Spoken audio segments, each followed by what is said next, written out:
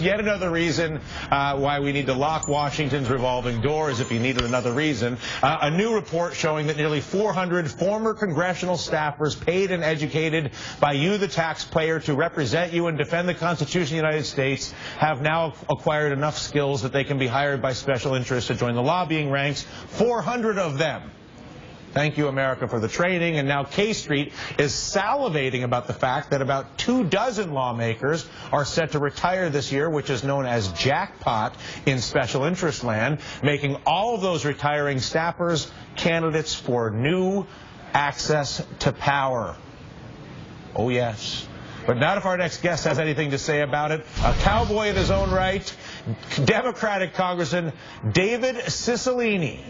With no mustache. No mustache. But a Cicilline, that's a name that means business back in certain parts of New York, you know. He wants members of Congress to be banned from ever becoming lobbyists. So if you have the privilege of serving America and defending the Constitution and debating our most consequential issues, you forfeit the right to take money afterwards to try to persuade lawmakers to do what you want because you're getting now paid to do it. Is that's pretty simple stuff, right? Absolutely, John. I mean, first of all, thanks for having me. This is a simple idea. That is, if you have the privilege of serving the Congress of the United States, that when your service is concluded, when you retire or move on, that you can't become a lobbyist. You can't engage in lobbying activity. There are currently 370, according to the Center for Responsive Politics, 370 former members of Congress that are engaged in some kind of lobbying. I think about 280 that are registered federal lobbyists.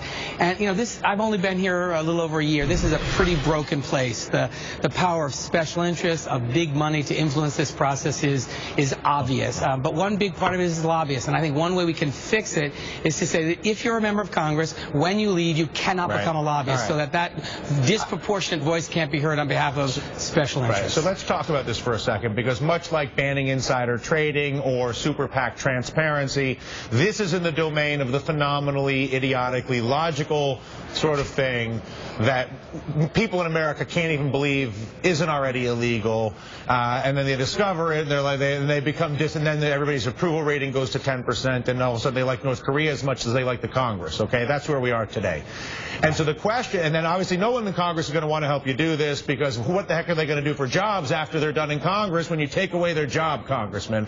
And so I guess my question to you as a practical matter is, how is it that, and how can people like me and others in America help you exert the simplicity of a solution like this, knowing that none of your colleagues have any incentive to do it, that it's a direct hit to their future employment, and do you have an alternative job suggestion for them, since you're taking their current future job away from them?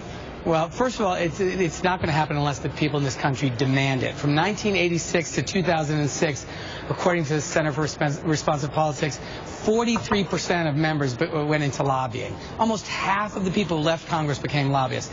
But you're right. I think this is not going to change until the public demands it. So if people can encourage their members of Congress to become a co-sponsor of this bill, when people are coming to campaign, ask them if they're going to commit to vote for it.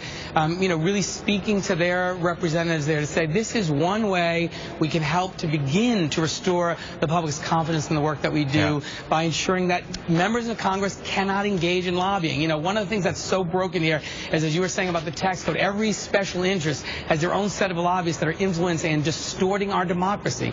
This is one way to be sure that elected officials, former members of Congress, don't contribute to that. You know, you can go become a professor, go teach. There's lots of things you can do. You should not be able to take your public service and leverage it to your own financial and private gain, and to distort really our democracy by amplifying the voices of special interests by using the power or the influence you had as a member of Congress. It's wrong. This is one thing we can fix. People should encourage their members of Congress. The bill number is 3491. Encourage them to sign up as a co-sponsor and to support it. And the number of Congress, again, is 202-228-3121, right? Isn't that the Congress? That's the phone number? That's the main number, yes. Yeah, I believe so. 202-228-3121. And what's the bill number?